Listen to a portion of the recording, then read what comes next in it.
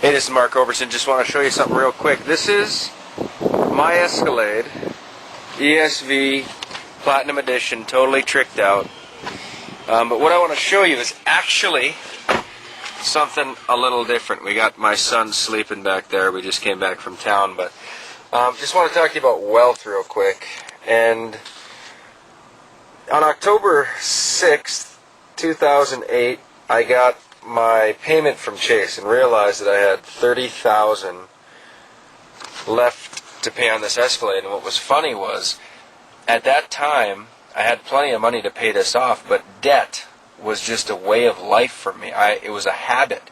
It didn't have to be a reality, but it was a habit that we had always been in debt, and that was just kind of how it was. So that was October 6th, and October 17th, got another letter from Chase that said, "Thank you for paying off your account," and this is the title of the vehicle and the Escalade ESV. So anyway, we paid off the vehicle. I just wrote a check for, actually paid over the phone for about $30,000 and some change. But what I really want to talk to you about, for just to go for a quick drive, is yeah, I'm a little proud to be driving a paid off Escalade. That's pretty sweet. But really, in terms of wealth and in terms of prosperity, you know, this was a pathetic investment. I mean, it's a depreciating liability, and you know, it's probably worth $23,000 right now. Next year at this time it'll be worth $16,000. But what I realized in all this thing was a couple things I just want to share, and why I showed you this. It dawned on me last week that the two biggest killers of grassroots entrepreneurialism is people who have overpriced homes.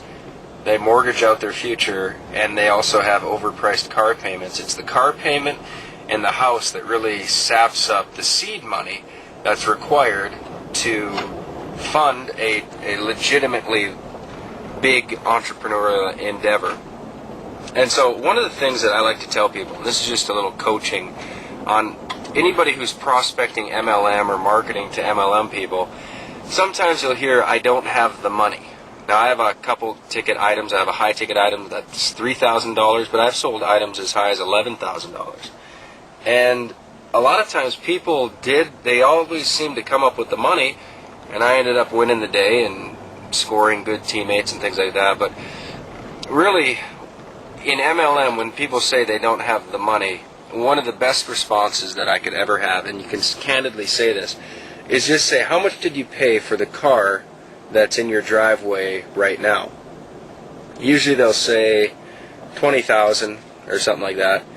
And then you can ask, "And what's that worth right now?" And they'll usually say, "Oh, maybe $6,000, maybe $4,000, it just depends." But what's funny is you could say, "Okay, so for $3,000, we're talking about getting into an affiliate program that could go on and create $500,000 in the next 12 to 18 months. A $3,000 kitty, maybe let's add $2,000 more for marketing.